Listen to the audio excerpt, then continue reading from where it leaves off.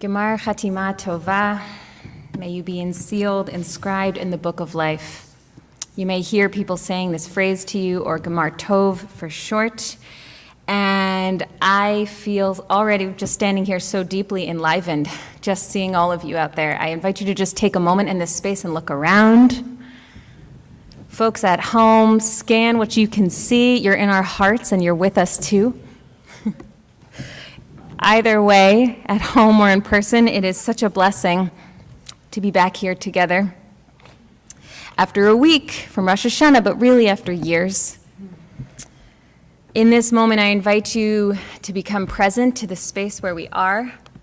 And that means putting away your phones if you're here in person. And if you're at home, I invite you to close the other screens if you can bear it. We have everything we need right here. And if you don't know the words, yadadai, yananai, or your breath, or your clapping, those are the right words too. You will have truly everything you need. We'll get started in a moment, but first I'm gonna just share some technical announcements. First, for safety, just take a moment to just look around and note all the emergency exits. The closest one to you may not be the way that you entered the space, so just notice now what's closest to you. In the event that we should need to leave the space quickly, City Tech safety personnel will direct us and guide us, and we'll follow them. So that's all we have to do there. Next, the Machzor, the prayer book. If you're watching at home, the link to the flip book is in the description box, and it's also in your email. So please use it and follow along in that way. For families with little ones, we are so glad and so grateful that you are here with us this night. Some maybe past our bedtimes, which is very exciting. We're just so glad you're here. And we know that having little ones in a space can mean noise, even on the high holy days. And we're gonna work to try to understand that and be accepting when that happens. And by the same token, if the sound gets a little too disruptive, we'll invite parents to help little ones take a break outside and then come back when you're ready. Anyone can take a break, really, at any age. We all need to make some sound sometimes. Bathrooms, there are gender-neutral bathrooms here, and if you're trying to find the closest one to you, our shamases can tell you where all of the bathrooms are. We wish those of you who are fasting an easy and meaningful fast. And those who cannot fast for any reason, may you find meaning and sanctity in other ways this night. I myself am not fasting this year. It's sort of still new experience. And I will be fasting from technology this year. So whatever your practice looks like, may it be deepened and real.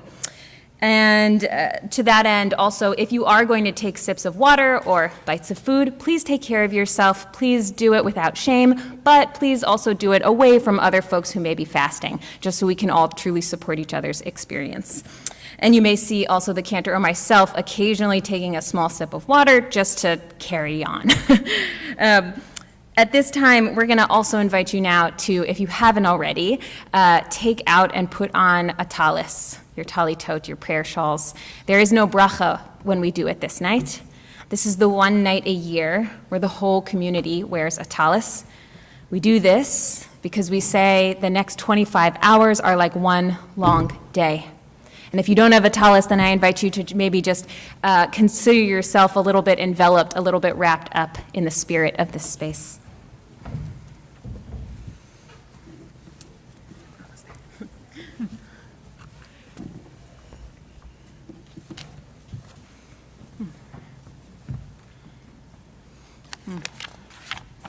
So with those technical announcements, you can have a seat. Again, there's no bracha this night.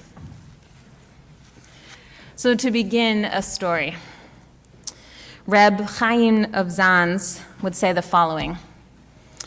He would say, a man is wandering in the forest for several days, not knowing the way out. Suddenly, he sees a stranger approaching. He has been panicking, I'm lost, I don't know how to get out of here, and he sees a stranger approaching. He thinks, my God, another human being, finally, another human being. It's like peak mid-pandemic moment. Finally, another human being. Now, finally, I'll find the right way out. Tell me, which way is the way out, my friend? And the stranger says, my friend, I'm so sorry. I too have been lost for days. I don't know the way out either. I have been wandering, but all I can tell you is you don't go the way I went, and I won't go the way you went.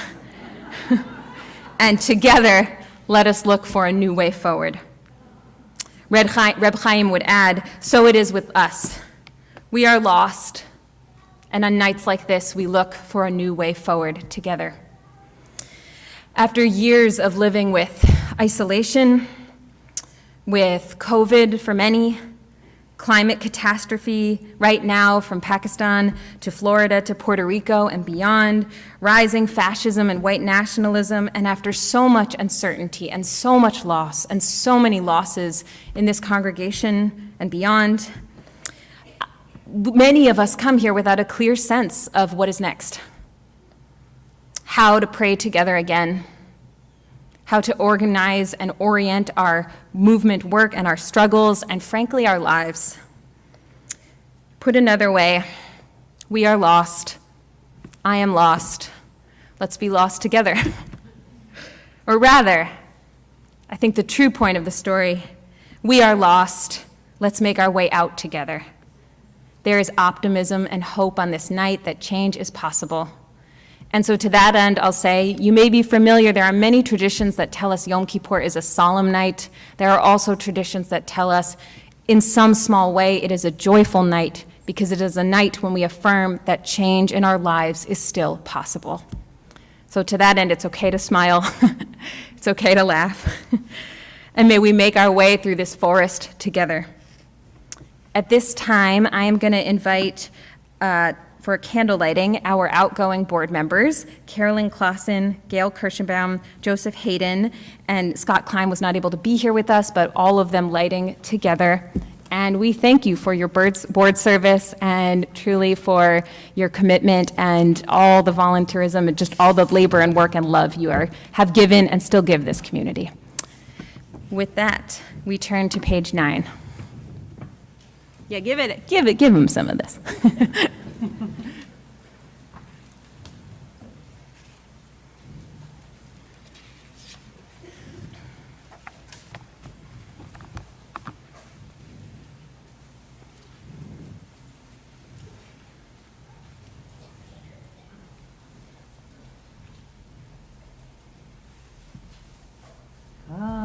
Baruch atah Adonai Eloheinu melech haolam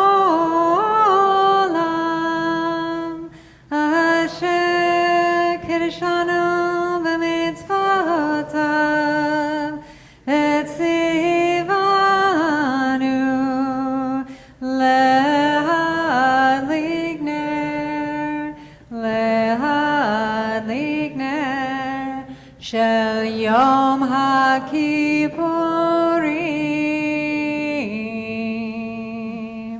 And we'll say together, Shechianu, Baruch atah Adonai Eloheinu melech haolam, Shechianu v'kimanu v'higianu lazman hazeh.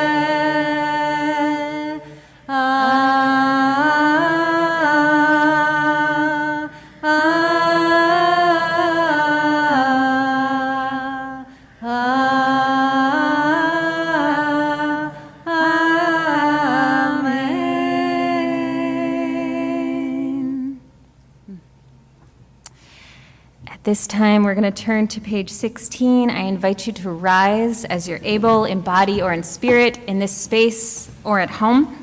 I'm going to invite Sarah Rifkin forward, and at this time, we'll also honor our current Kolot board, which truly labors with so much love on behalf of this entire congregation, so you can give them some of these too. Give it up. And I'm going to name all of them, even though they're not all here with us tonight on the Bima, but we want to name and thank all of them. So we want to thank Ariel Abramson, Sally Charnow, Barbara Gross, Bob Kolker, Alana Lancaster, Kieran Lettrick, Jess Roth, Ann Sherman, Rebecca Vilcomerson, Billy Weitzer, and Laura Warnick.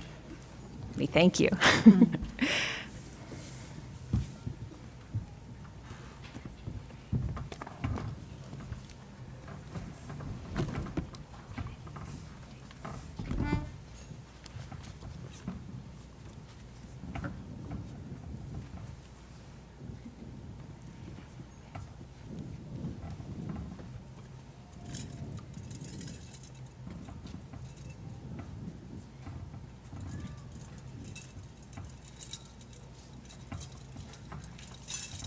We are on page 16.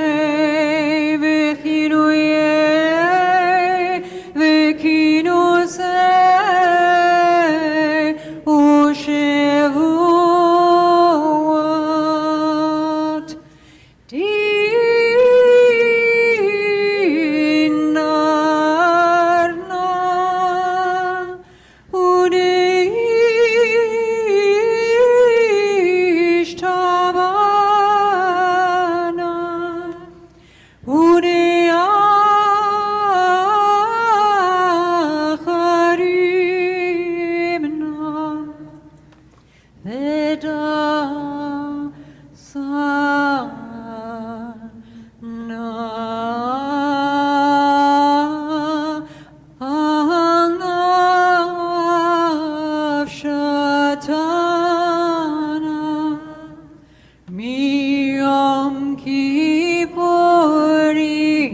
zeh ad yom kippurim haba aleinu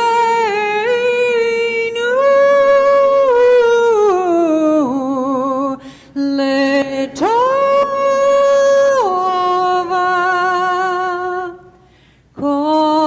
kolon icharat navon kolon yehon sharon shevikin shevitin betelin u'avuthalin lashririn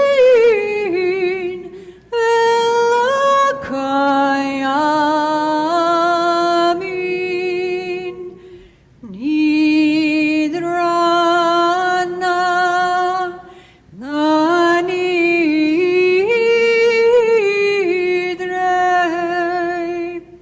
besaranala esare Ushavuotana Shavuot.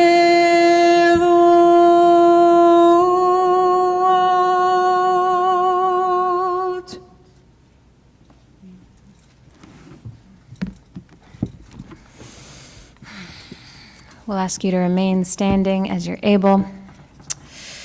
We'll sing now, Lo Bashamayim Hi. It is not in heaven. Torah belongs to us all. We take the Torah out of the ark and off the bima, and we carry her into the kahal, into the community, into the congregation. Because Torah does not belong to me as the rabbi, nor to the cantor, nor to any sage. It belongs only when it lives in the hearts of all of us together. And with that, we carry some joy in this moment as well. We're going to move through the congregation. If you get to touch the Torah, we invite you to pass it down a little bit, the kiss. And if you are up in the balcony, we're sorry we can't get to you, and at home, so we send out our Torah love to you. It's yours too.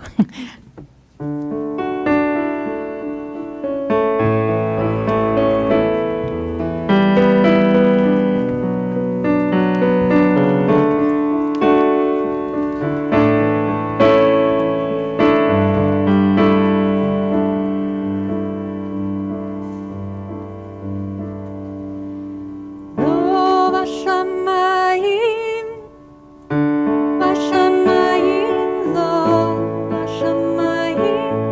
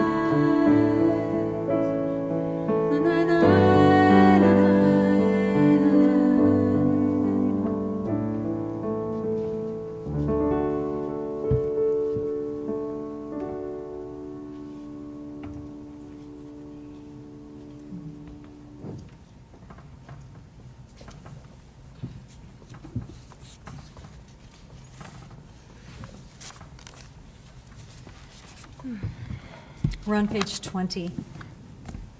And stay standing as you're able.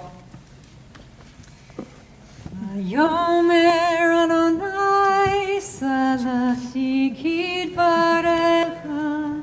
Vayomer Adonai salachti kidvarecha. Vayomer Adonai salachti kidvarecha.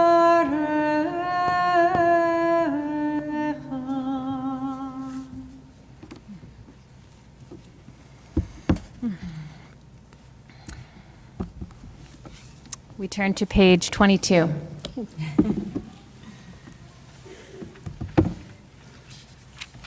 Hi, na, na, na, na, na, na, na, na,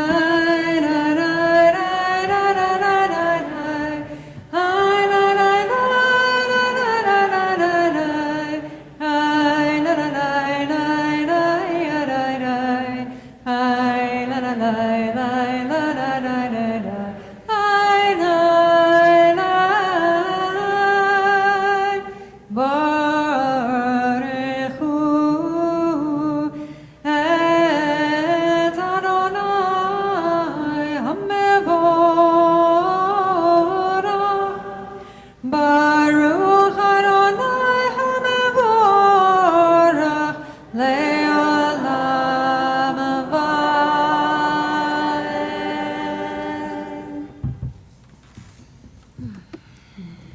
You can have a seat. Page 24. Ma'avir yom u'mevih layla, u'mavdil ben yom u'ben layla, Adonai tzava'ot shemo, El chai v'kayam tamid yimloch aleinu le'olam va'ed. Baruch atah Adonai, Amari v'aravim, Ahavat olam beit Yisrael amcha ahavta, Torah mitzvot chukim u'mishpatim otanu limadeta. Akein Adonai Eloheinu mishofeinu v'kumeinu nasiach v'chokecha v'nismach b'divrei Toratecha u'b'mitzvotecha le'olam va'ed. Ki hem chayeinu ve'orech yameinu ve'orech yameinu u'bahem negei yomam v'layla yomam v'layla ve'avatacha tasin mimenu le'olamim baruch atah Adonai ohev amo Yisrael Shema Yisrael Adonai Eloheinu Adonai Echad Baruch Shem Kevod Malchuto Le'olam Va'ed. Ve'ahavta et Adonai Elohecha b'chol לבבך ובכל נפשך ובכל מאודיך והיו הדברים האלה אשר אנוכי מצווך היום על לבבך ושיננתם לבניך ודיברת בם בשבתך ובביתך ובלכתך בדרך ובשוכבך ובקומך וקשרתם להיות על ידיך והיו לטוטפות בין עיניך ולטפתם על מזוזות ביתך ומישריך למען תזכרו ועשיתם את כל מצוותיי, והייתם קדושים לאלוהיכם. אני אדוני אלוהיכם, אשר הוצאתי אתכם מארץ מצרים, להיות לכם לאלוהים. אני אדוני אלוהיכם, אמת אמת אמת. At this time, I want to invite our student Rabbi Healy to begin making her way to the bima. We're on page 40.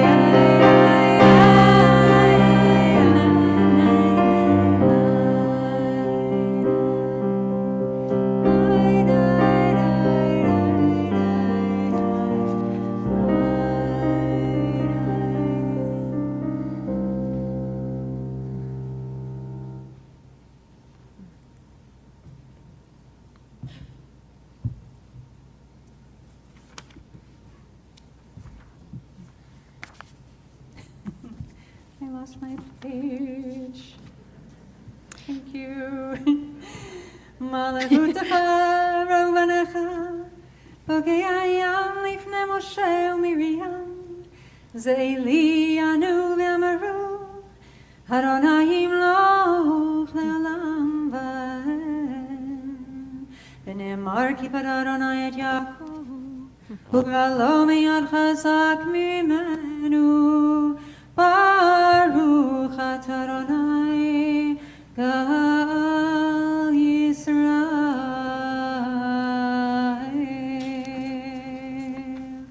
Page 42. Where? Page 44. Page 44. Wait a minute, I think it's page 44. It's 45 right there. Oh, wait a minute. Right there. You know, there's No, supposed we to did be- that. We didn't do that one. We didn't do that? No. Okay, so you were there, right Okay. there. Like we said, we've been in person for years now. Oh, yeah.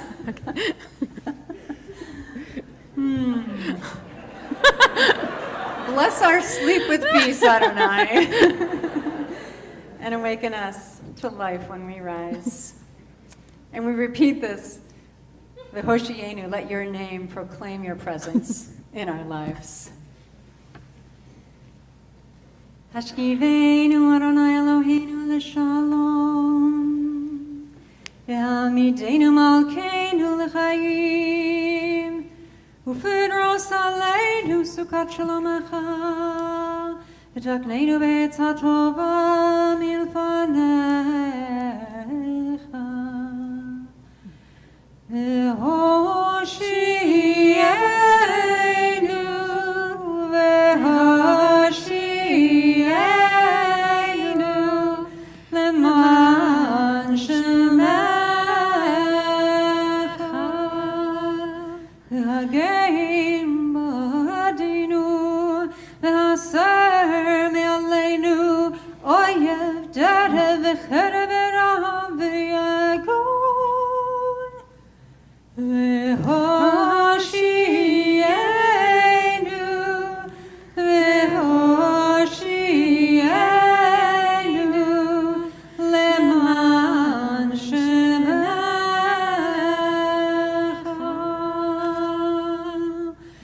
U'b'tzel kenafecha tasdireinu, ki el shomreinu u'matzilenu ata. Ki el melech hanun berachum ata, u'shemor tzeiteinu u'voeinu l'chaim u'l'shalom, me'ata v'yad olam.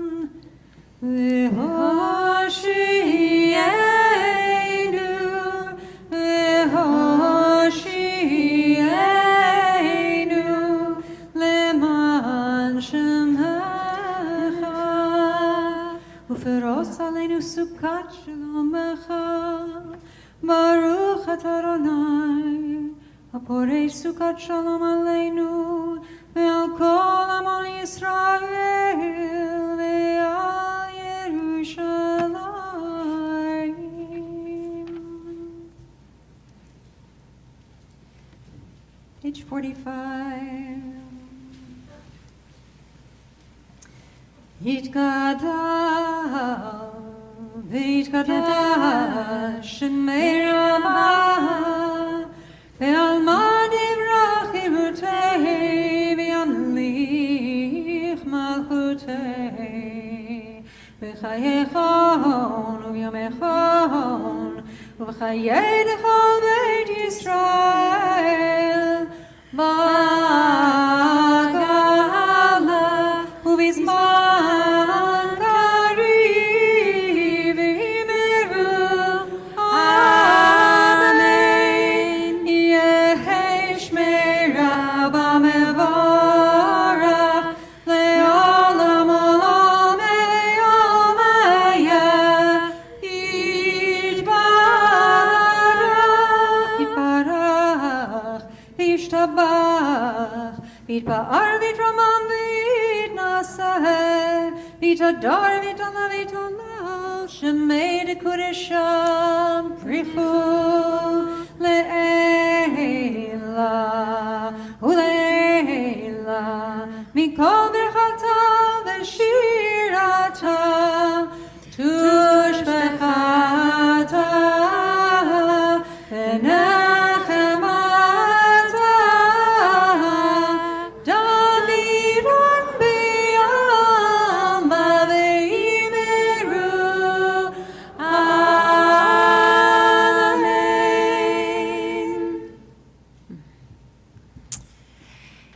It is our pleasure now to introduce up to the bima our student rabbi Healy Shear Slackman.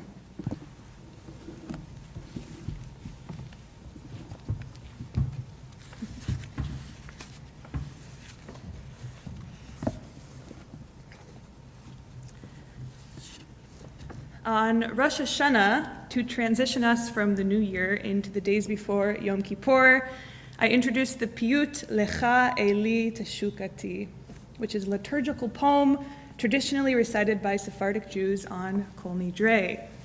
So here we are. Between the nostalgic yet yearning, repetitive yet reaching melody, The words connect to a quality of light, sun setting as we officially enter our most liminal of days, a shared, almost tangible emotional energy floating in the air as we begin to breathe through the deepest parts of ourselves. Sung each and every year, this piyut sets the tone for Yom Kippur. Lecha Eli, to you, my God, is my passion. In you is my desire and love. To you is my heart and my kidneys, my spirit and my breath. To you are my hands and my legs, and from you is my character. To you are my eyes and my ideas and my shape and my form, my spirit and my strength and my trust and my hope. To you I will sob until you illuminate my darkness. And what am I? And what is my life? And what is my strength? And what is my power? As a fallen straw pushed aside, how will you remember my mistakes? And under your wings' shade, please allow my presence. Sung together as a collective, but deeply personal in nature, we start off Yom Kippur with a love poem, metaphorically offering up the most crucial and useful parts of our bodies. To our innermost ideas and emotions, we understand the obstacles of vulnerability and honest reflection, yet we long to commit ourselves to an age-old process anyway, yearning to be embraced in protection and acceptance. Beyond doubt and beyond reason, we indulge our innermost selves and we try to peek within.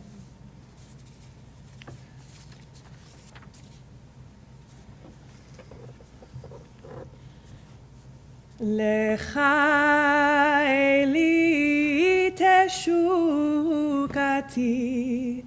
Becha chezki ve'ahavti, Lecha libi vechilotai, Lecha ruchi venishmati, Lecha yadai, Lecha raglai, וממחי תכונתי, לך עצמי, לך דמי, ועוריים גווייתי.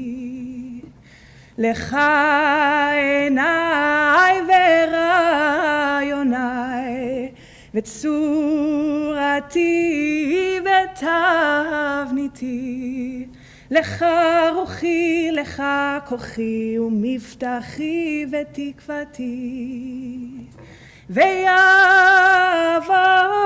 ימי שילום, ותקרב את פקודתי, ושימח את שימתי הוא מאוד זתי ויערתי.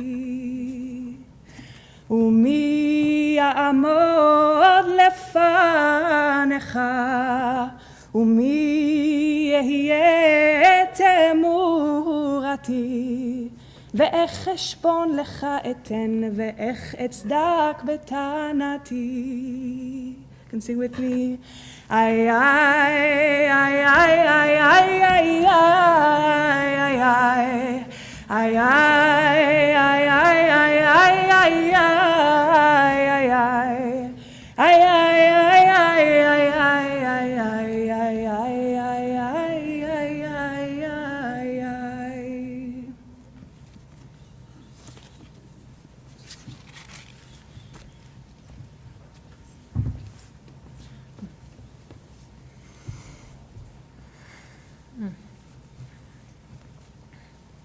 That was just gorgeous. And if folks want to continue to find chances to pray with and learn with and from Healy this year, look especially towards our Friday evening services, in addition to many, many other places, but just an added shout out.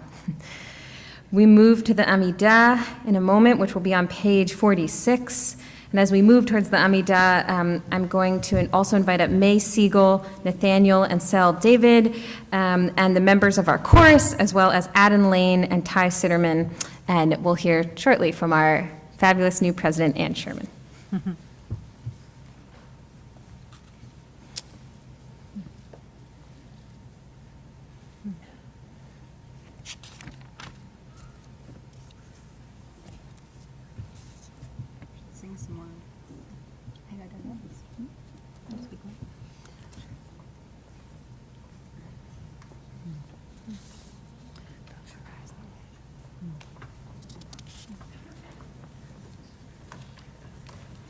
We invite you to rise as you're able in body or in spirit. We're on page 46.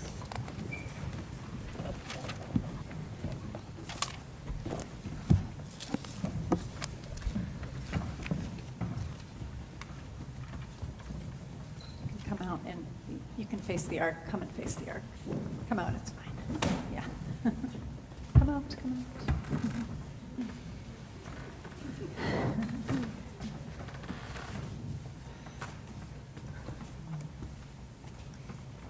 Adonai sefatei tiftach ufi agit tehilatecha. Adonai sefatei tiftach ufi agit tehilatecha. Baruch atah Adonai Eloheinu v'Elohei Avotinu v'Imotenu, Elohei Abraham, Elohei Yitzchak, Elohei Yaakov, Elohei Sarah, Elohei Rivka, Elohei Rachel, Elohei Leah, Ha'el Hagadol, Hagibor v'Hanora, El Elyon, Gomel Chasadim Tovim, v'Konei Hakol, וזוכר חסדי אבות ואימהות ומביא גאולה לבני בניהם למען שמו ביהבם. זוכרנו לחיים מלך חפץ בחיים וכותבנו בספר החיים למען Elohim Chaim, Melech Ozer u'Moshiach u'Magen, Baruch atah Adonai, Magen Abraham, Ezrat Sarah, Atah Gibor le'olam Adonai, Mechayeh hakol et harav lehoshia, Morid hatah, Mechakel Chaim בחסד, מחיה הכל ברחמים רבים, סומך נופלים ורופא חולים, ומתיר אסורים, ומקיים אמונתו לישני עפר, מי כמוך בעל גבורות, ומדום מלך במית ומחיה ומצמיח ישועה מי כמוך על הרחמים זוכר יצורה לחיים ברחמים ונאמן אתה לחיות הכל ברוך אתה אדוני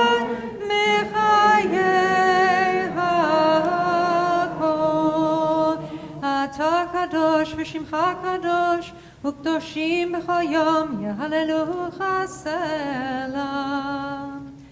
How do we sense God's holiness through awe?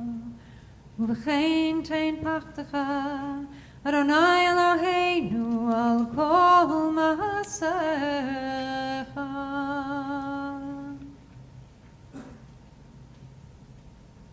וכן תן כבוד אדוני לעמך. We sense God's holiness through honor.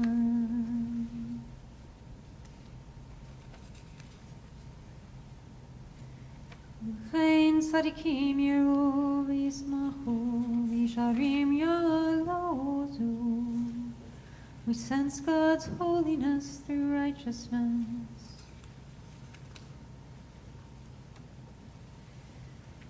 תמלוך אתה אדוני לבדך על כל מעשיך בהר ציון משכן כבודך ובירושלים עיר קודשך ככתוב בדברי קודשך Yimloch Adonai le'olam Elohai Tzion L'dor vador Hallelujah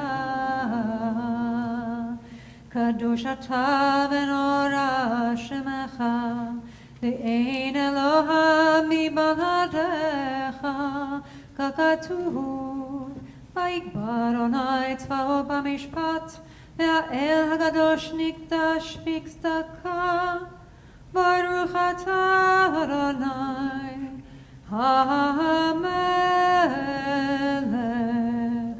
HaKadosh.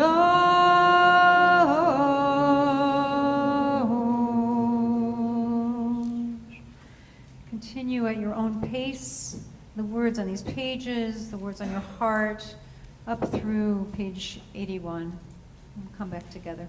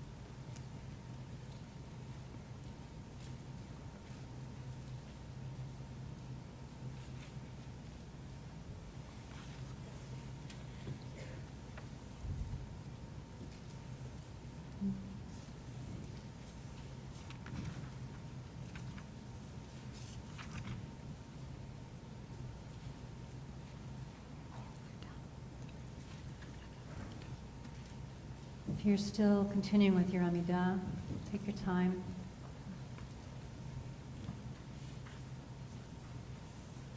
We sing the special prayer for peace, page 78.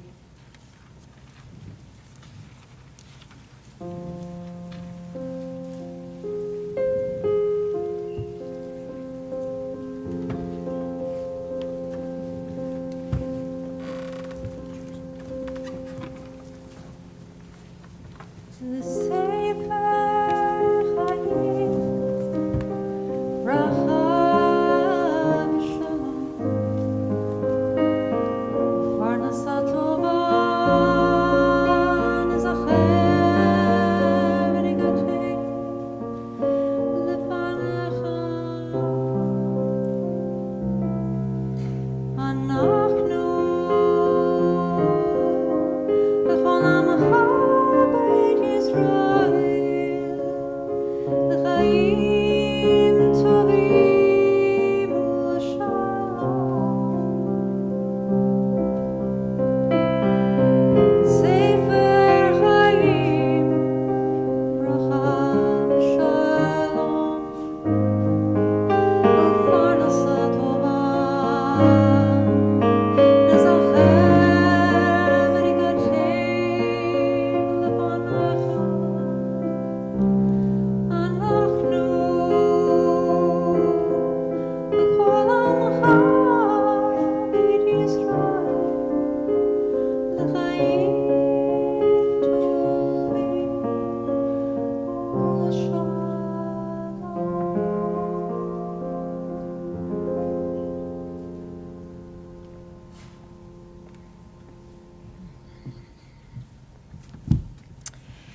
This time, it is my great pleasure to introduce, many of you may not know, our new president, Ann Sherman. So it is our great pleasure to bring you up here to the Bima this night. And I'm already just so grateful, truly, for all the work that you've done for this community, just with so much grace and, attaboyness.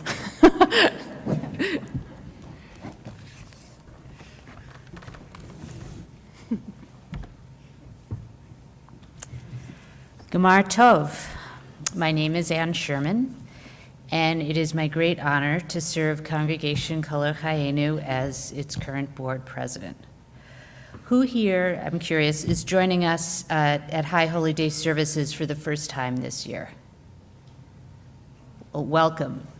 Welcome. We are so glad that you are with us tonight, either in the room or on YouTube.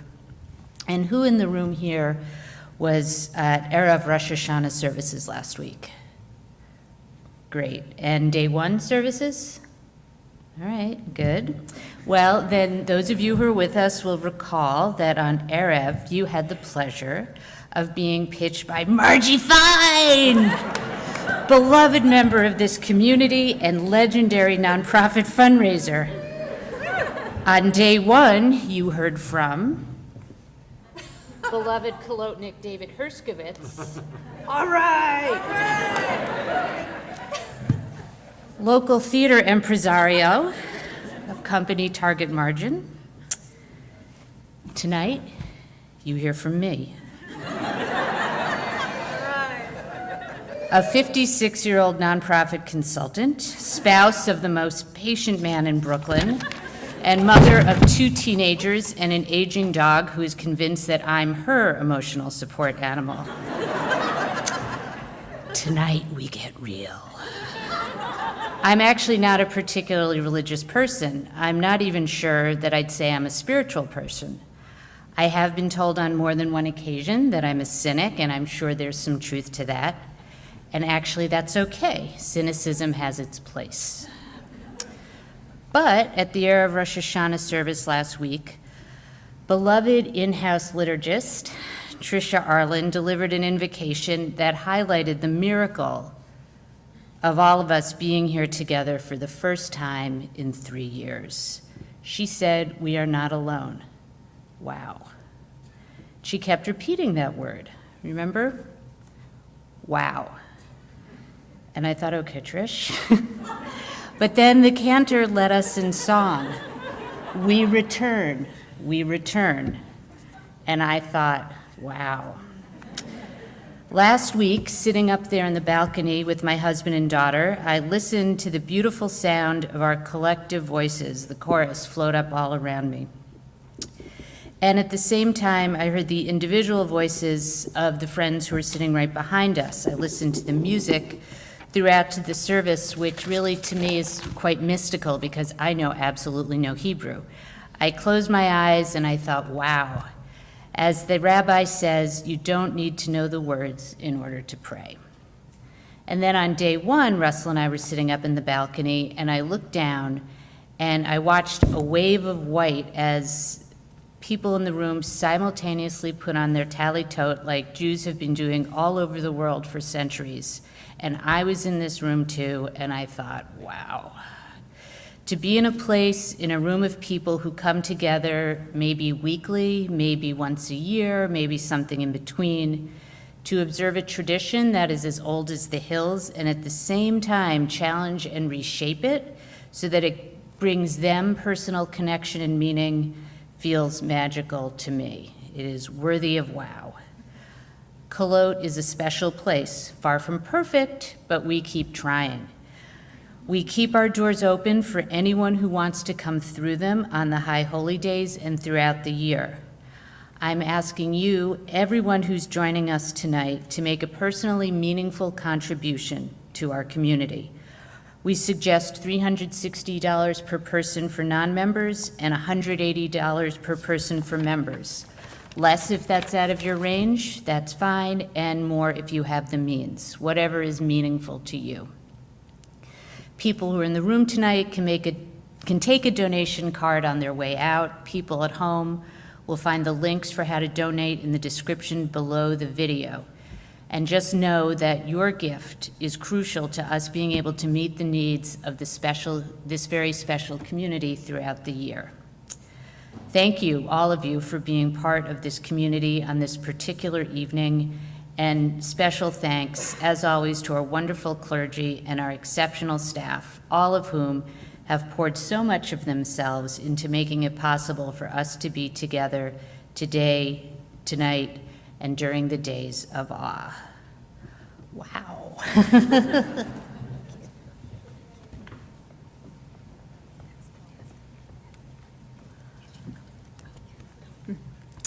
Whew. Thank you, Anne. Yes. So now it's my pleasure to invite up Nathaniel, May, and Sel to come on forward. In a few minutes, we will be on page 82, moving towards the Ashamnu, moving towards the recitation of our collective misdoings. And I just want to say it's a privilege when people, let alone a family, decides to reckon with that sort of on our behalf. So I'm already very appreciative and thankful. So come on forward.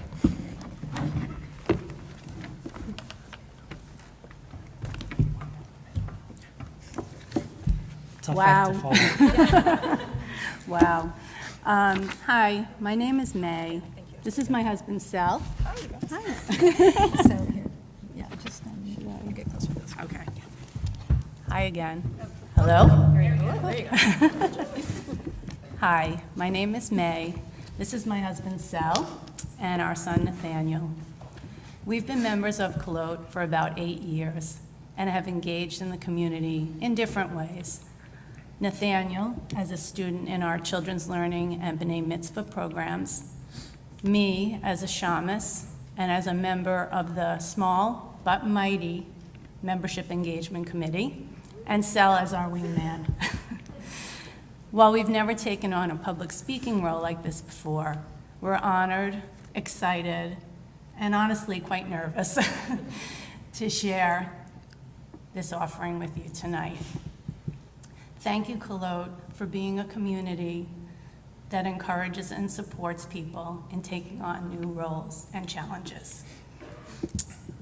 The high holiday season is a special time when we engage in reflection and introspection, when we take personal stock of our deeds over the past year and think about the changes we hope to make in the year ahead. The Ashamnu prayer is an acrostic poem in Hebrew, an alphabetical listing of our misdeeds. With the Ashamnu, we take collective responsibility for the actions of our community and the society that we've created together, being accountable to and for each other. As a family, we thought about the past year and the ways in which we and our community can do better, and we wrote our own version of the Ashamnu in English. On behalf of ourselves and our community, we ask forgiveness for the harm we have done, by assuming others will act when we see strangers being treated unkindly or being hurt physically or emotionally, by blaming others for our own mistakes and not taking responsibility for our actions or inaction, by competing with others instead of working collaboratively to find solutions that benefit us all, by discriminating in housing practices and perpetuating segregation and inequities in wealth, education, and access to quality healthcare, by eradicating the rights of women to have control of their bodies and their fertility, by forgetting the lessons of history and allowing fascism and extremism to fester and grow in our world, by giving in or going along because we are tired and it is easier than standing up and being strong, by hanging signs and banners in support of causes to absolve us from taking any real responsibility or action. On behalf of ourselves and our community, we ask forgiveness for the pain we have caused by ignoring the needs of people who are differently abled and by not creating spaces that are accessible and usable for all, by judging other people and their actions without knowing their situation or the fact, and for not giving them the benefit of the doubt, by knowing the right thing to do for justice, but delaying or avoiding taking action, by listening to the little voice inside that tells us we are right, that we are above reproach, and that we deserve our privilege, by missing opportunities to support the rights and freedoms of LGBTQ+ people who have too often been overlooked in our communities and our society, by neglecting those who care for the sick, infirm, or dying, and not paying care workers a living wage, by offending others either on purpose or accidentally because of our ignorance, by being preoccupied with the latest trends and ignoring the larger problems of the world, by quarreling over minor annoyances and staying quiet when we should be speaking up or speaking out. On behalf of ourselves and our community, we ask forgiveness for the wrong we have done by refuting the impact of climate change and refusing to protect our planet and its resources for future generations, by stealing land and resources that belong to others and using unfair trade and labor practices to support our own wants and needs,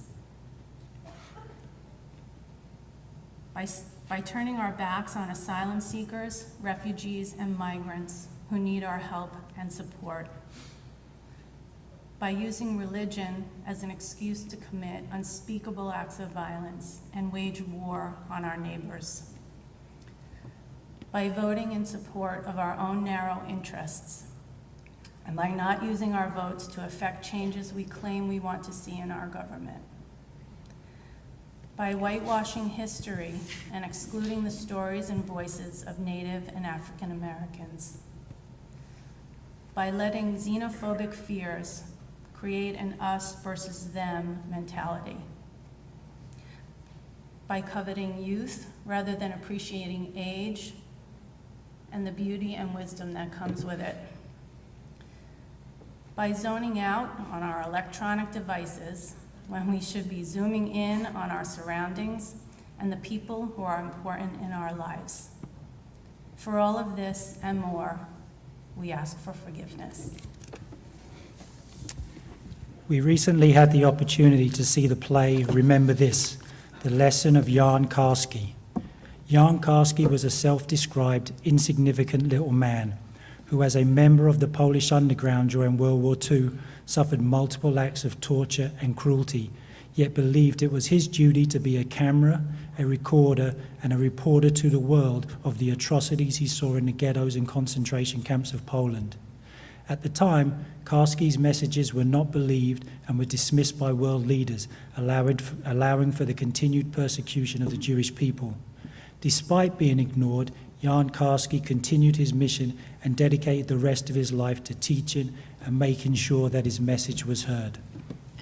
We are again living in a time of great polarization and distrust. We often think that we are insignificant little people, that we have no real power, that our voices are not heard and do not matter. But our small voices do matter, and together they can create a chorus that can be heard loud and clear around the world. As the actor who portrays Jan Karski says, there is no such thing as good nations or bad nations. Each individual has infinite capacity to do good and infinite capacity to do evil. We have a choice. In the coming year, let's strive to do better individually and collectively, to care for ourselves, our communities, and our world. Let us all choose love over hate, acceptance over fear, compassion over cruelty, and let us use our voices to speak the truth again and again. Amen. Shanah Tovah.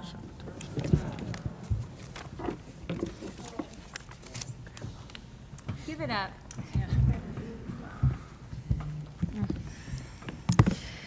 Whew, thank you so much. We now turn to page 82.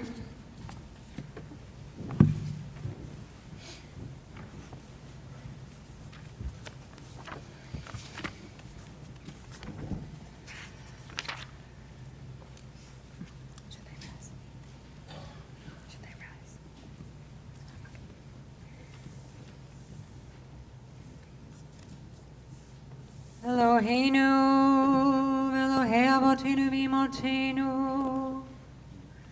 Tavo lefanecha tefilateinu, ve'al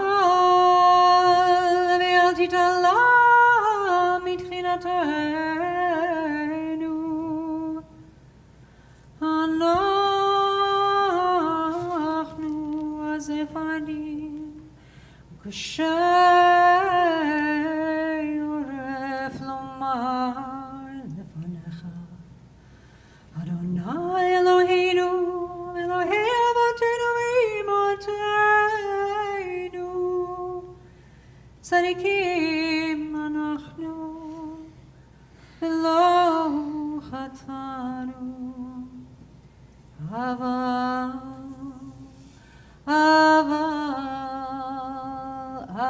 anachnu chatanu.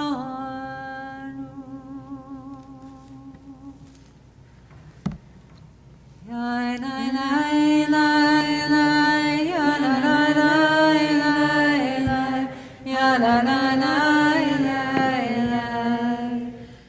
Ashamnu, bagadnu, gazalnu, dibarnu dofi, yai lai lai lai lai, ya la la lai lai lai, ya la la lai lai lai.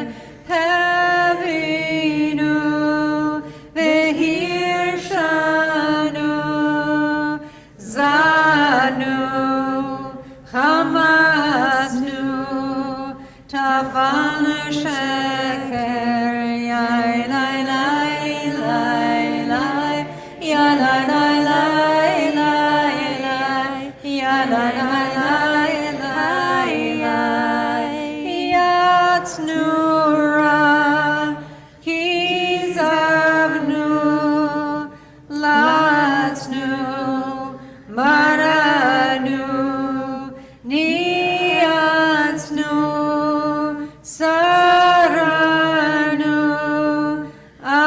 avinu, pashanu, saranu, yai lai lai lai lai, ya la la lai lai lai, ya la la lai lai lai.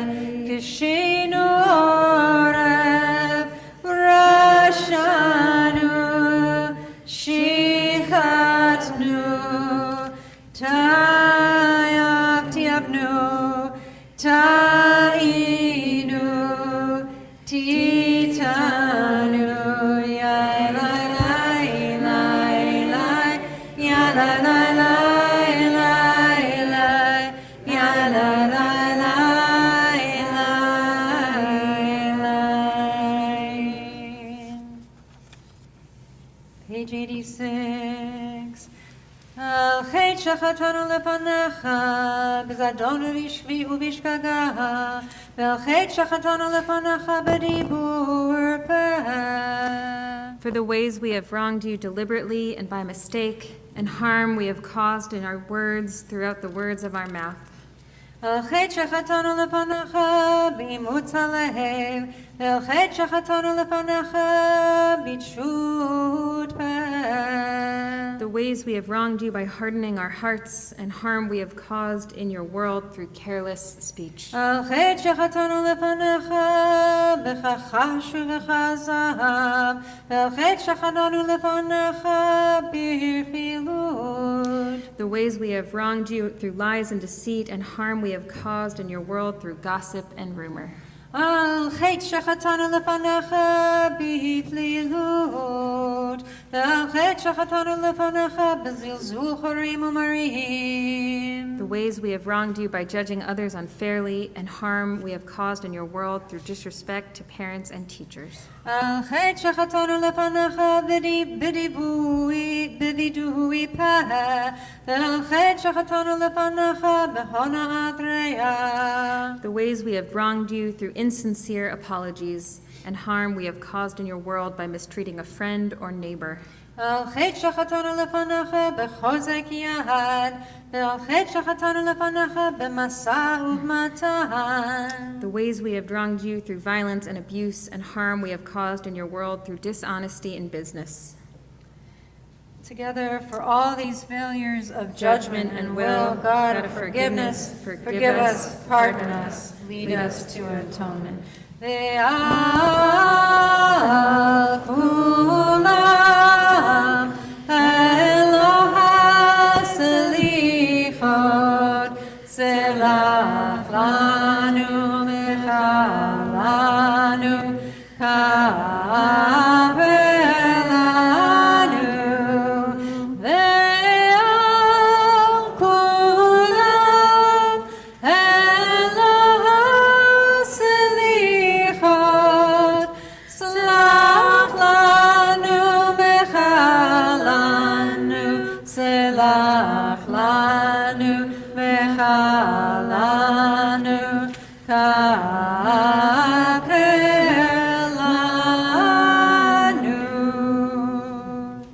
We invite you to continue silently with the vidui, which continues on page 88.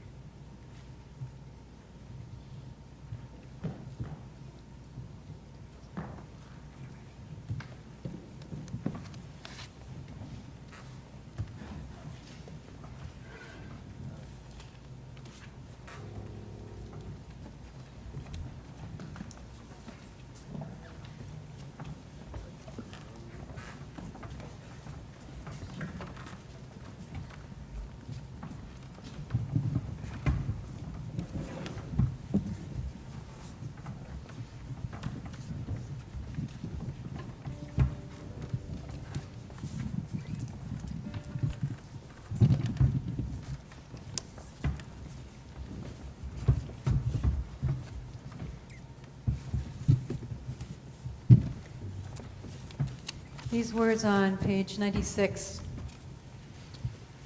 are from a piyut, Ya'aleh. Just going to focus on the first verse. Ya'aleh tachanunenu me'erev v'yavo shavatenu miboker v'yera'eh riyunenu ad arev. Let our prayers rise up from the evening, and may our cry come from the morning, and may our song appear until evening, and may our voice ascend from the evening. Ya'aleh, like aliyah, let our prayers rise up. As my friend and colleague Joey Weisenberg, who put this setting, who set these words to this music, he said the prayers sent to the heavens get a glimpse of what's possible, and then they come back down and permeate this world and do their work. Ya'aleh. Ya'aleh.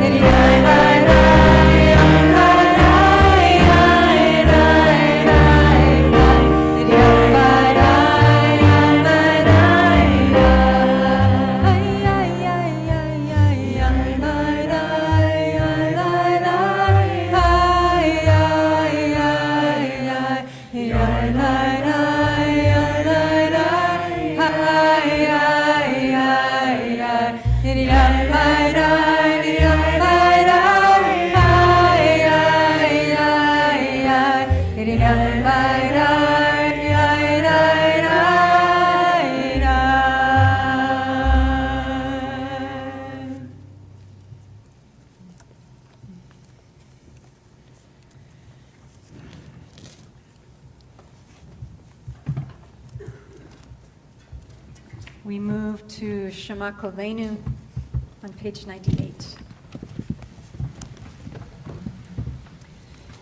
Shema, Shema Koleinu, Shema Koleinu, Shema, Shema Koleinu, Shema Koleinu, Adonai Eloheinu, Shema Koleinu, Adonai Eloheinu, Shema Koleinu,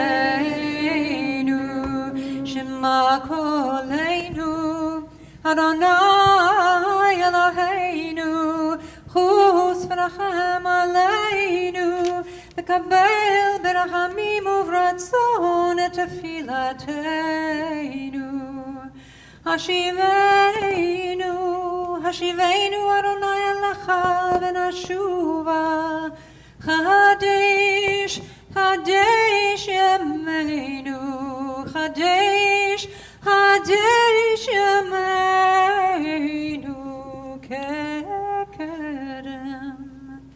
Shema, Shema Koleinu, Shema Koleinu, Shema, Shema Koleinu, Shema Koleinu.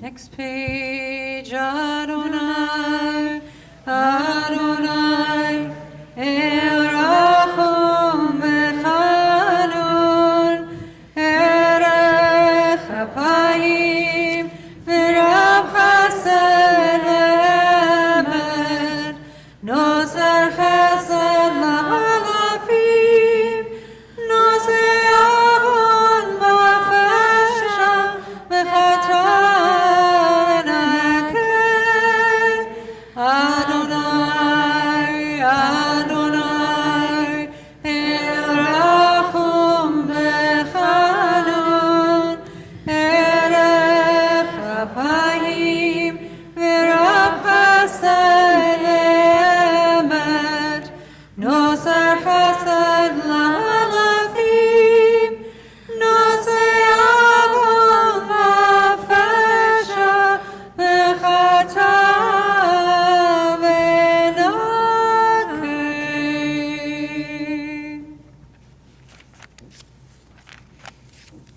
Page 106. Hi anu amecha ve'ata Eloheinu, anu alecha ve'ata avinu, anu avadecha ve'ata Adonenu, anu kehalecha ve'ata chelkeinu, anu nachalatecha ve'al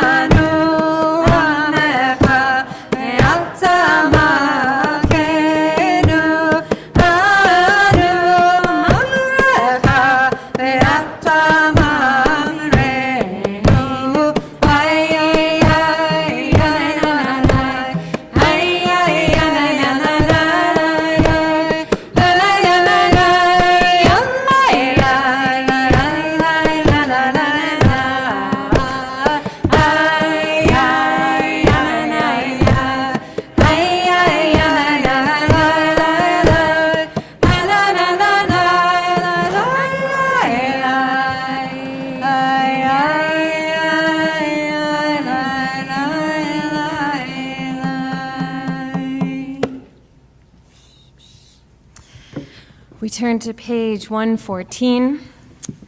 In a moment, we'll recite Avinu Malkeinu. And first, it's my pleasure to invite back up our student Rabbi Healy and also to invite Mara Rosenblum to begin making her way to the bima.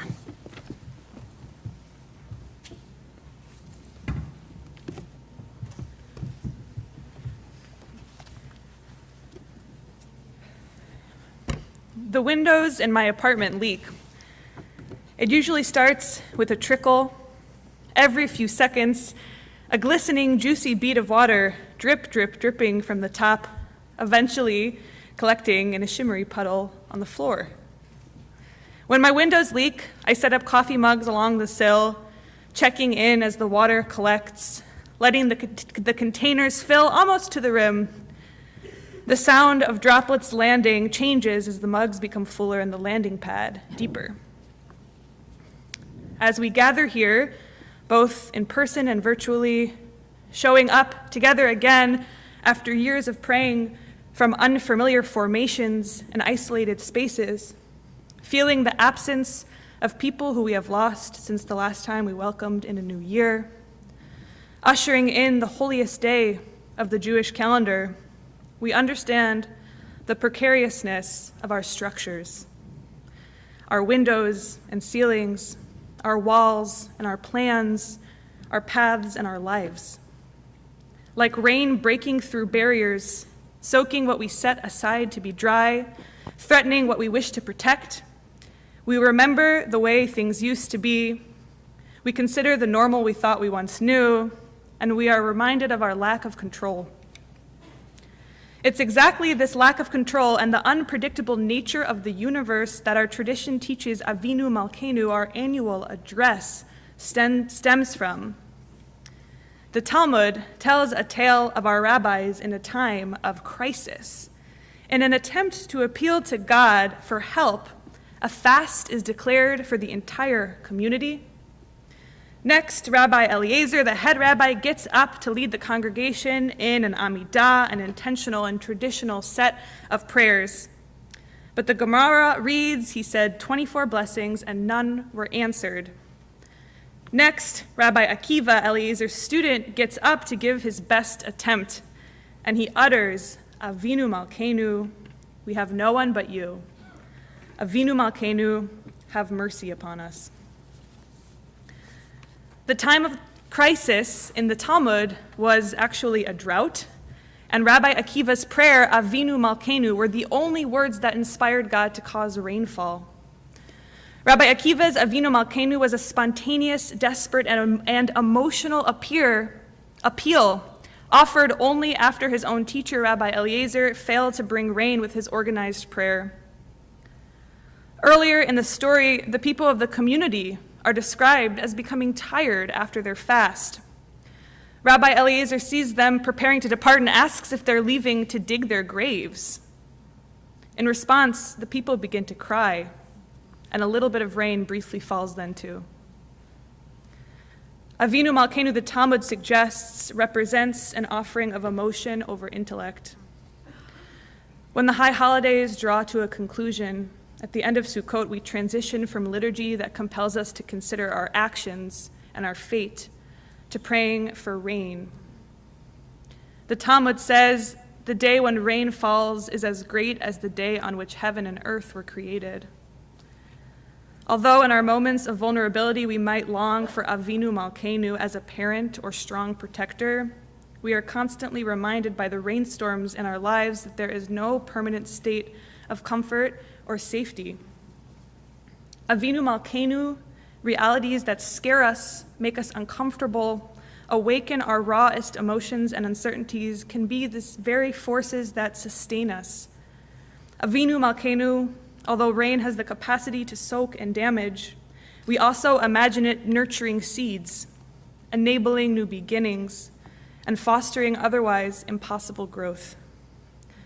Avinu Malkeinu, as we prepare to enter the holiest of holy days from our humanly precarious place, how can we shift from shirking and hiding from the downpour to noticing and maybe even welcoming the gifts of uncertainty, discomfort, and change with trust eyes, hands, and tongues reaching towards the crackling, rainy sky.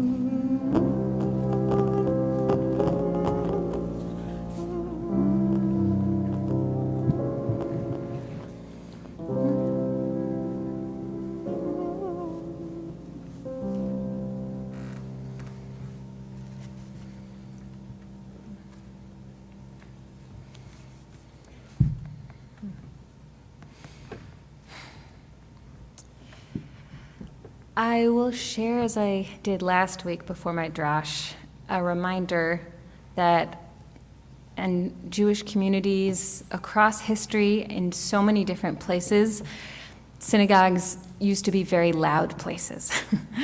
And that a drash is a dialogue. And in certain ways, my topic this night is a little more tender and a little heavier than Rosh Hashanah. And still it is a dialogue. So no need to, but if you feel, you do not need to sit silently. Last week, we welcomed in Rosh Hashanah, the birthday of the world. The day when all creation is reborn and renewed, and now, just 10 days later, we face the opposite end of life's spectrum. Yom Kippur is often called, in the tradition, a rehearsal for death.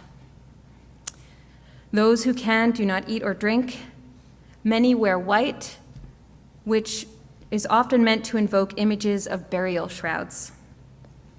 We chant, as we did moments ago, the words of the vidui, the confessional prayer. And those are the words that are traditionally said when a Jewish person is on their deathbed. These practices are not intended to bring us to a state of fear or panic. We only engage in them collectively, intentionally, gently. Not to be consumed by or tormented with thoughts of grief, but to learn about life in its deepest, most expansive way possible. As I said last week, in the move from Rosh Hashanah to Yom Kippur and beyond, we move, perhaps, from collective birth to collective death, and then we move forward, reborn into a new year. Birth, death, rebirth, begin and begin again. As by now many, many of you know, and as I shared last week, my own life has followed this pattern in a more overt way than usual, though I think it's always at play, begin and begin again. I returned from parental leave for one day before my father died. And I returned from bereavement leave just in time to pick up planning for Rosh Hashanah and renew the Jewish year. All of which pushed me to grapple with what life and death and the vast expanse between those states mean in this tradition and in my life. Of course, talking about birth and grief is complicated. In this community, we work to make space for all the many emotions that attend these themes. They don't mean any one thing to anyone. But in this drash, I will just be reflecting on my own experience and the traditions that have guided me. To those of you with grief in your hearts tonight, whether fresh or grief that has lingered for years, Hamakom Yinachem, may the Holy One comfort you. And for those of you who are not mourners, or who may feel unsteady in approaching this topic, just thank you for listening. And may we all find new ways to be each other's witnesses in the year to come. So time moved in similar ways when Shanah, my baby, was about to enter this world and as my father was leaving it. In both cases, we knew life was about to change soon, but could not control when. We were at the mercy of time and bodies and mysteries beyond us. Pregnancy and hospice took so much energy, so much sacred focus, but as perhaps many, maybe too many of you know, it also takes so much mundane planning. In both cases, I had to learn to give myself over to what I could not control, to let pain in, and then to let it go. In both cases, there was power in the wake of such letting go. And in both cases, there was a closeness to life itself, to the scores of unknown ancestors who had also brought life into this world, who had mourned their loved ones, and who in time had left this world. Above his bed, my father had many pictures. One of them was a picture of himself, his mother, his father, his aunt, and his uncle, all sitting in one long table in a sukkah my father built himself, sharing a meal my father cooked himself. Only his aunt is still living now. My grandparents both died in 2009, but this year, my father, towards the end of his life, began describing seeing them seeing his father coming and visiting him in hospice, sitting and playing chess. They won equally. This is important to him. He said that his uncle was taking him on trips to the beach. He saw his mother in his room. "Are you going to go visit Bubby next after you see me?" he would say. "Of course," I would say. For my father, his parents were both with him and also far away. In my friend Anna's words, he had one foot in this world and one foot in Olam Haba, one foot in the world to come. Often, when I left my father's room, I felt that I was leaving him to the care of his ancestors. Specifically, it felt like to his grandmothers, who he had loved. I prayed for his ancestors and for the source of life to be with him, to bring him peace and witnessing and comfort every time I had to leave that room. And when I did not feel that, when I did not feel anything at all, when I was barricaded by numbness and resistance, I prayed to just be open. May I be open, may I be open. I was not always very open. About 2 months before my father passed, I found myself in a spiritual crisis. It happens to rabbis too. Probably all the time, more so. I was judging myself, discounting any belief or sense of spiritual insight that was giving me any comfort. Over the years, I had experienced moments of sacred connection, like when I would feel God's presence while lighting Shabbat candles or while meditating or while praying with other people sometimes. Fleeting but cherished moments where I felt bound to all other living beings and to all living beings who had come before me. Moments when I felt my Bubby's presence in the months after her death, when I would talk to her in the years after her death, when I would talk to God out loud, casually, like I would a friend, even without any definitive understanding of what I was even doing. Moments of sudden awareness of my consciousness expanding, the way I hear Michael Pollan describe acid tripping, but without the drugs. And I say that without any shade. These experiences brought me comfort and a complicated but very real faith. And I suddenly felt desperately far from all of that, any of that. It was gone. Any belief that was a comfort suddenly seemed like a false bomb, like a distraction from the truer pain. I reached out to one of my teachers, Rabbi Marjorie Berman, for support. I told her I was afraid of being irrational.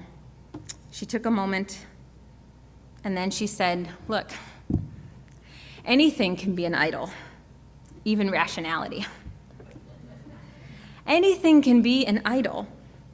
And here I do not mean totems, statues, or images that hold a deep sense of spiritual vitality in other faiths. Here, I mean a thing without vitality. I mean anything we cling to that is cold and unresponsive. Anything we worship that is not bringing us closer to holiness or peace or who we want to be, the things we are addicted to that hurt us, and yet we worship them or are controlled by them. A substance can be an idol.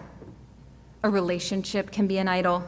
And more classically, obviously, faith can be an idol, especially when it's used as a weapon to control others. And we see that in our world in this moment all the time still. And now my fear of comforting faith, my desire to be rational, was my idol.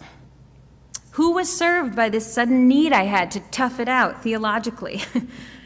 Rabbi Marjorie also reminded me that Judaism has a long, vibrant secular tradition, along with the religious, but, she said, we have perhaps never fully recovered from the pressures, often violent pressures of modernity, to prove that we are rational. This gave broader meaning to my struggle. I thought of the enduring legacies of early modernity that may have animated my hesitation to embrace Jewish spiritual practices that aren't rational, of course, all without my knowing it. I thought of the deeply ingrained, often bad faith demands from a dominant European power structure that groups deemed not sufficiently, quote, civilized must prove their rationality in order to survive. And the alternative was worse when the structures deemed entire races, incapable of rationality, deserving only of domination, colonization, or genocide. That was the enduring legacy, perhaps woven into some of my self-judgment. As a white American Jew, no one, not one single person, was demanding I prove my secular rationality. But in the midst of a serious crisis, I wound up reverting to an old frame that was not serving me. Modern rationality or Jewish mystical practice? Yeah. What are you gonna do? Or put another way, I am a rabbi. This state does not care anymore what I believe, and yet it's still hard for me to tell you all that I talked to my grandmother after she's gone. That is wild. It is still hard for me to tell you that I believe in God, even as I cannot always describe or want to even articulate what that means. I'm a rabbi. That is wild. You can be an atheist and still be open to mystery and transcendence. You can be a person of faith who clings to empty idols. What matters is forging a path towards meaning and vitality and away from alienation and despair. It takes independent initiative and reflection, but it is also truly nearly impossible to do that alone. This is the season of teshuvah, the season of return. And with the help of many living teachers and the help of many long-gone Jewish thinkers and teachers that my father had first introduced me to, I let myself return to a faith that the world is pulsing with spirit, a faith that I don't have to understand what I believe in order to be buoyed by it. Ironically, I felt my father's spirit more closely the more he began to leave the world. And when he passed, and it was time to say Baruch Dayan Ha'emet, I did not translate it as the traditional, blessed is the judge of truth. I did not say, blessed is the righteous judge, but as Kolot's own Rabbi Emerita Ellen Littman does, Baruch Dayan Ha'emet, we don't understand anything. Yeah. I don't understand anything, and thank God for that. Thank God for a planet and a life and a plane of being so vast and so beautiful that its mysteries confound me. I want to live with gratitude for the blessings of science, reason, critique, and from now on, I'm praying that I do not make an idol of my own mind, an idol of my own understanding. What idols are we working with here? What idols have you made for yourself? Stories, defenses that do not serve you well, if they ever did. Convictions that perhaps you have clung to, perhaps from enduring legacies long, long, long before your time. Things that do not serve to bring holiness, connection, or meaning in your life. And what are you ready to set down this year? Part of Kolot's mission statement says, doubt can be an act of faith. And these powerful words call to so many of us.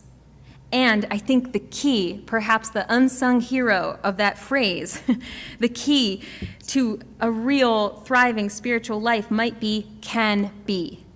Doubt can be an act of faith.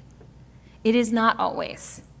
Dynamic, questioning, doubting, flexible religious life is beautiful. Doubt can be and is so often beautiful, but it is not inherently only beautiful. Not if it becomes our next dogma, our new idol. We can come to worship our certainty because it gives us comfort. We can come to worship our doubt or our pessimism because it makes us feel sophisticated or intelligent. Yes. Instead of glorifying our certainties or our doubts, what happens when we only follow what gives us connection and vitality? When we follow what connects us to a deeper sense of compassion and mystery and life itself, even in the face of death. There is a long and sometimes surprisingly playful thread of mystery woven through many of the ancient Jewish texts that explore death and the afterlife. In a first century midrash, the rabbis describe the Jewish people going to Moses and demanding to know more. They say, its story goes, and the children of Israel gathered before Moses, and they asked him, tell us, what will the Holy One, blessed be he, have in store for us in the world to come? And Moses responded, I don't know what I can tell you. But happy are you for what is prepared. This story of Moses' hesitation is perhaps rooted in the rabbinic teaching that we cannot understand the world to come. So, therefore, it is better to only focus on this world, on the here and now. And sometimes that way of talking about death can feel comforting, but sometimes, like when your father is in hospice, it can feel evasive. Like, I've just looked up this text, and what the heck are you hiding, Moses? Just be direct already. But I think this long-standing tradition of mystery, of sacred uncertainty, can also provide spaciousness for so many different Jewish people to feel confident in such a wide range of beliefs. Rabbi Richard Hirsch summarizes this in his book, The Journey of Mourning, a Reconstructionist Guide to Loss and Grief. And I'll just say, even as we are not an affiliated congregation, I think sometimes when you want to know the broadest spectrum of what Jewish folks are believing right now, just ask the Reconstructionists. Hirsch writes, some Reconstructionists believe that the soul survives, cared for by a God capable of calling life itself into being and capable of preserving it beyond its earthly journey. For other Reconstructionists, immortality is conferred through memory, as the values we live by and the contributions we have made to family and friends and the world are honored by those who live after us. Some understand each soul to be as a wave drawn back to the ocean from which it was essentially never separate.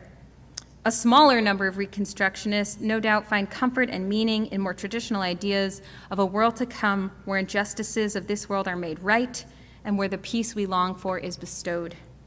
He says, there is a great humility in these teachings which affirm, in ways we can never quite know and perhaps do not need to know, the sacredness of human life and the ways it transcends and survives beyond death. I am moved by this spaciousness and fluidity. When my father was in his final weeks, I found I wanted to try and understand my own beliefs. And in some of the hardest moments of setting down my own idols, I turned to my father-in-law, David, who led me to the poet and writer Christian Wyman. When facing a life-threatening illness, Wyman wrote that atheists, religious folk, and everyone in between all want, quote, to believe that there is some way of dying into life, rather than simply away from it. In his beautiful book, My Bright Abyss, Wyman writes that dying into life means connecting to life and not isolation and nihilism, and that all of that is made possible by love. He suggests love is the dynamic link between life and death, saying, my grandmother, who was in the world too utterly to be conscious of it, whose spirit poured and pours over the cracked land of her family like a saving rain, exemplified this energy, and I feel that to be faithful to her, faithful to this person I love as much as I have ever loved anyone, I must believe in the scope and momentum of her life, not only the awful and anomalous instant of her death. In truth, it is not difficult at all, nor is the belief or instinct, really, that occurs simultaneously, that her every tear was wiped away, that God looked her out of pain, that in the blink of an eye, the world opens its tender interiors to her and let her in. He is saying that God, or perhaps life itself, can open to us, can witness us, can let us in, along with whatever grief or joy we carry. That the mysteries of love and life are bigger than the moment of death, even when we are deeply angry about that death. Willem's words remind me of the move we are making from Rosh Hashanah and collective birth to Yom Kippur and collective death, and then beginning the Jewish year, renewing our spirits. Perhaps that is a kind of dying into life. Perhaps this poet's words stir something else in you. Perhaps you are unmoved by him or frustrated by him. Ultimately, someone else's theology and reading it we only do it because it's one tool for trying to understand what we ourselves might actually need to hear or believe. And it is worth searching. It is worth it to keep exploring new kinds of language to see what finally one day might resonate. But above all, it is worth it to search your own heart and see what finally feels honest and true, because your own broken heart, your own joy, is usually the best siddur, the best prayer book. In the words of the great Jewish teacher, Reb Zalman Schachter, Shalomi, theologians have devoted their lives to constructing answers and systems we can at least live with. But theology is an afterthought of spiritual experience, not the other way around. We are not trying to construct some top-down authoritative system, but to nourish the seeds of our own personal spiritual experiences. We start with wonder, with thankfulness, or yearning, or even rage. And so I start with my thanks. Thanks for the bounty of this tradition that saw me through. Deep, deep thanks that my father lived to meet my child. I start with wonder.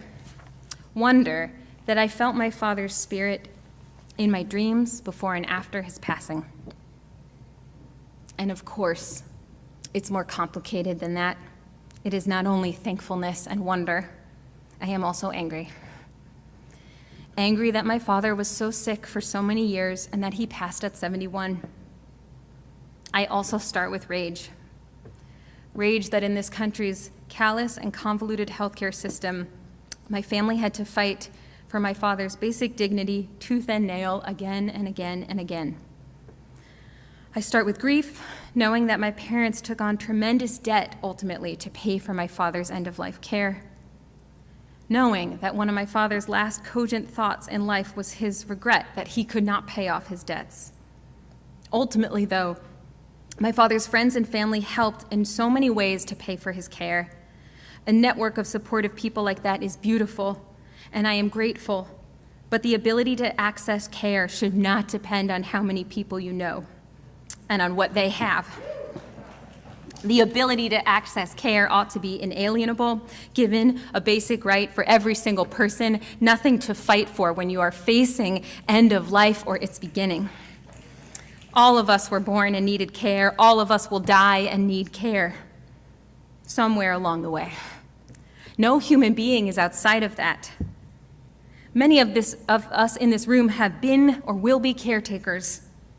But despite the ubiquity of these experiences, we live in a country where so many people die without access to quality end-of-life care, quality long-term care, or care at all, often exacerbated by systemic racism and classism, all while dedicated and devoted care workers live at the poverty line or just above it.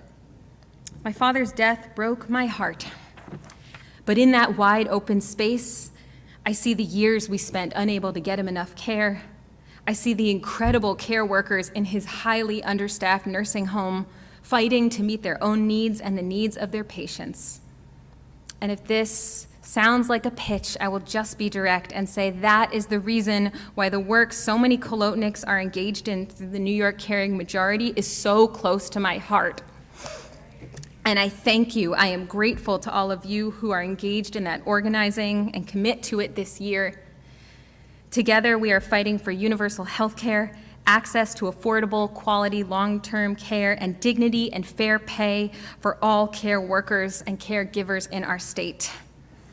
This means so much in terms of the material conditions of people's lives. But it also just means talking out loud about our broken care system, which itself can be an antidote to the shame and isolation that attends to and surrounds conversations about care, domestic labor, and disability.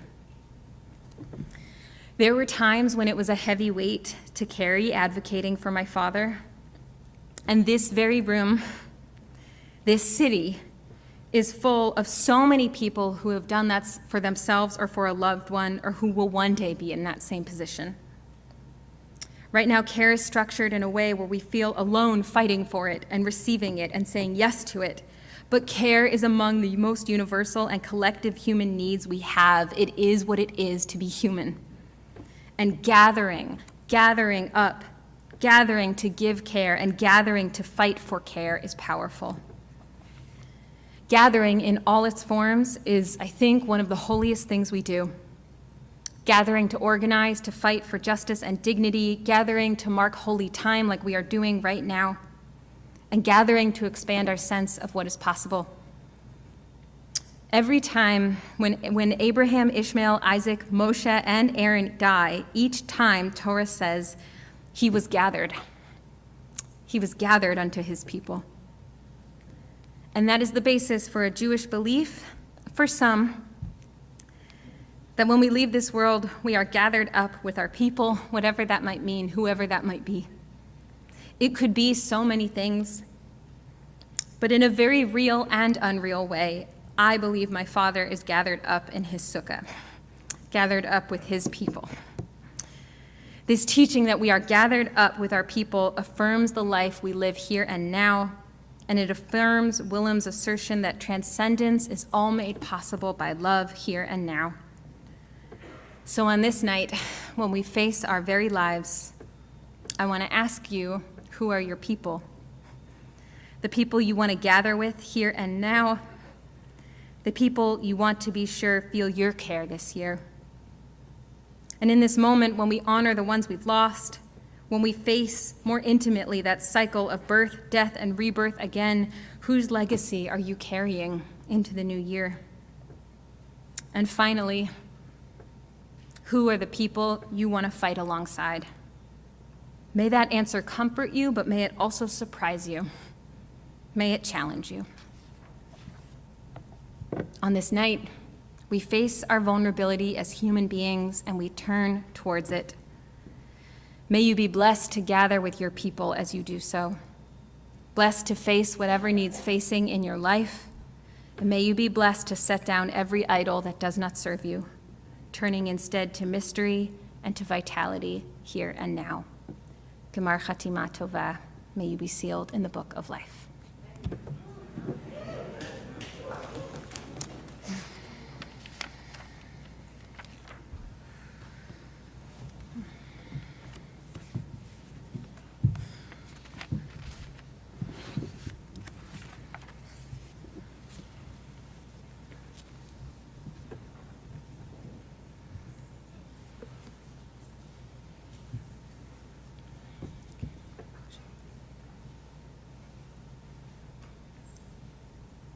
I'll invite you to rise as you're able.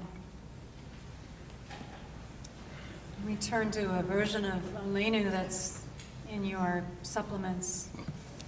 Ein od milvado, number 6. There is none other than you.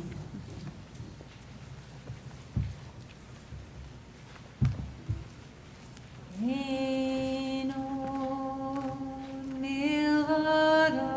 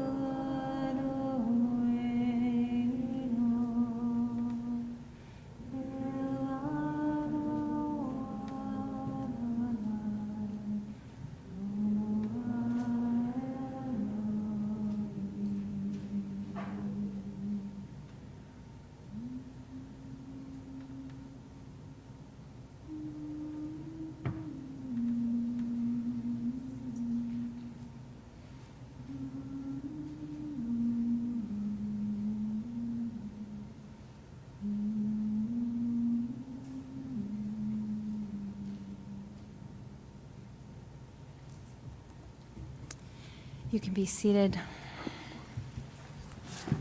We turn to the Mourner's Kaddish before we conclude our service. We are on page 122. I invite you to rise as you're able, in body or in spirit, if you are marking a recent loss of the past days, weeks, months, or up to a year. I invite you to also rise if you're marking a yahrzeit, the anniversary of a loss. I invite you to say the names aloud wherever you are, at home or in person.